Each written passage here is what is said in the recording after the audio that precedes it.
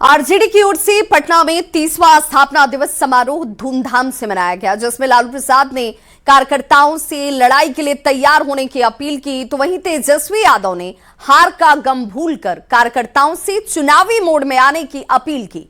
ऐसे में सवाल अब उठ रहा है कि आखिर आरजेडी की ओर से स्थापना दिवस समारोह का जश्न क्यों मनाया जा रहा है।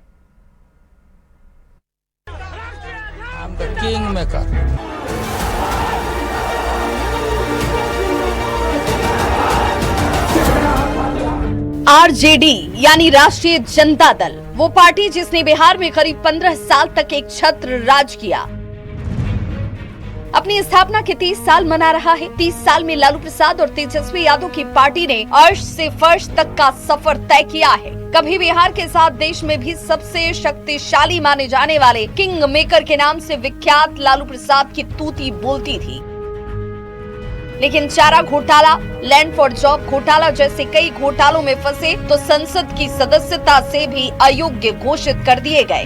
बिहार में नीतीश कुमार के साथ 2 बार सत्ता में साझेदारी कर आरजेडी को फिर से जीवित करने का लालू प्रसाद ने दांव खेला था, जिसके नतीजे भी सामने आए। 2020 में हुए विधानसभा चुनाव में बिहार में सबसे बड़ी पार्टी आरजेडी बनी,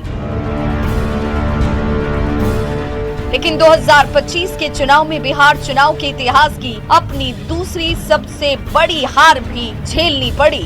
लेकिन अब लालू और तेजस्वी फिर से आरजेडी में नया जोश भरने को तैयार नजर आ रहे हैं, और इसकी बानगी दिखी बुधवार को पटना में, जहां आरजेडी के 30वें स्थापना दिवस समारोह का आयोजन किया गया। ढोल नगाड़े के साथ शुरू हुआ समारोह कार्यकर्ताओं की भीड़ और उसमें दिख रहा उत्साह बताने के लिए काफी था कि हार का गम भूलकर आरजेडी की ओर से एक बार फिर से पार्टी को खड़ा करने की कोशिश की जा रही है। समारोह में आरजेडी अध्यक्ष लालू प्रसाद एक बार फिर से हुंकार भरते नजर आए। आप सब लोगों का आह्वान है, सभी लोगों को एक होकर के, एकजुटता होकर के पार्टी को और मजबूत करिए, गरीबों के आज को बढ़िए। हम लड़े हैं, हम लड़ेंगे। स्थापना दिवस समारोह को आरजेडी के तमाम सीनियर नेताओं ने संबोधित किया, लेकिन मैदान मार ले गए तेजस्वी यादव, जिन्होंने कार्यकर्ताओं को विधानसभा चुनाव में हार का गम भूलकर फिर से नए जोश के साथ लोगों के बीच जाने की अपील की। साथ ही बिहार सरकार के साथ केंद्र सरकार पर भी निशाना साधा। आज भले ही लोग सत्ता में काबिज हैं, लेकिन हम लोग जिस दिन एकजुट होकर के ईमानदारी से लड़ेंगे, ये लोग कहीं टिकने वाले नहीं। 2 करोड़ वोट हम लोगों को लगभग वोट मिला। अकेले तेजस्वी के निकलने से नहीं होगा। जितने नेता हैं जो मंच पे है, जब तक वो काम नहीं करेंगे तब तक कोई काम होने वाला नहीं। आरजेडी की ओर से धूमधाम से मनाए गए स्थापना दिवस समारोह को देखकर कई सवाल उठ खड़े हो रहे हैं। आखिर आरजेडी के स्थापना दिवस का जश्न क्यों? क्या पार्टी को भीषण हार से उबारना लालू और तेजस्वी का मकसद है? 2030 तक बिहार में सीएम पद के लिए कोई वैकेंसी नहीं है। ऐसे में क्या आरजेडी मिशन 2030 पर नजरें गड़ाए बैठी है? कार्यकर्ताओं को फ्रंट फुट पर खेलने के लिए प्रेरित करना और कोर वोटर एम और वाई के सहारे सत्ता पाने की कोशिश में जुटे लालू और तेजस्वी का मिशन सफल होगा या नहीं, ये तो आने वाला वक्त ही तय करेगा। लेकिन फिलहाल आरजेडी की सक्रियता से बिहार का सियासी तापमान तो जरूर चढ़ता नजर आ रहा है। न्यूज़ 18 के लिए पटना से रवि एस नारायण के साथ ब्यूरो रिपोर्ट। तो बीजेपी सांसद डॉक्टर संजय जायसवाल ने तेजस्वी यादव के बयान पर पलटवार किया है। आरजेडी पर निशाना साधते हुए संजय जायसवाल ने कहा कि 90% क्रिमिनल तो आरजेडी के लोग ही होते हैं। आरजेडी पार्टी अपराधियों का संगठित गिरोह है।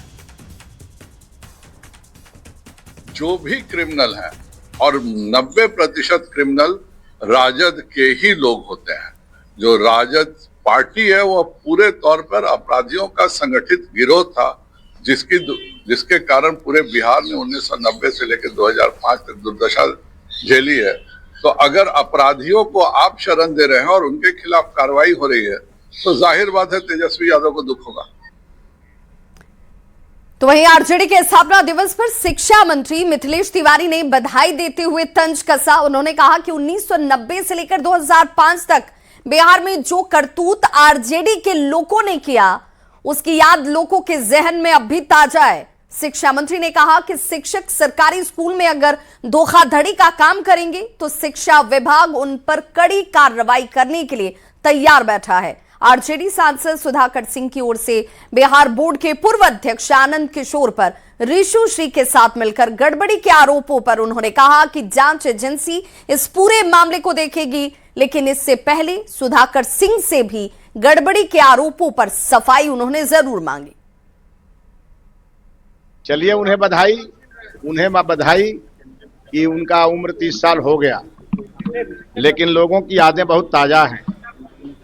मैं उनको बधाई देता हूं, लेकिन 1990 से 2005 तक के जो उनके करतूत हैं वो लोगों के याददाश्त में ताजा। अब आनंद किशोर जी पर क्या आरोप है मैं नहीं जानता। अगर कोई आरोप होगा तो सरकार उसे देखेगी, लेकिन जो आरोप लगा रहे हैं उन्हीं पे कितना 100 करोड़ का आरोप है, पहले वो उनको अपना भी सफाई देना चाहिए।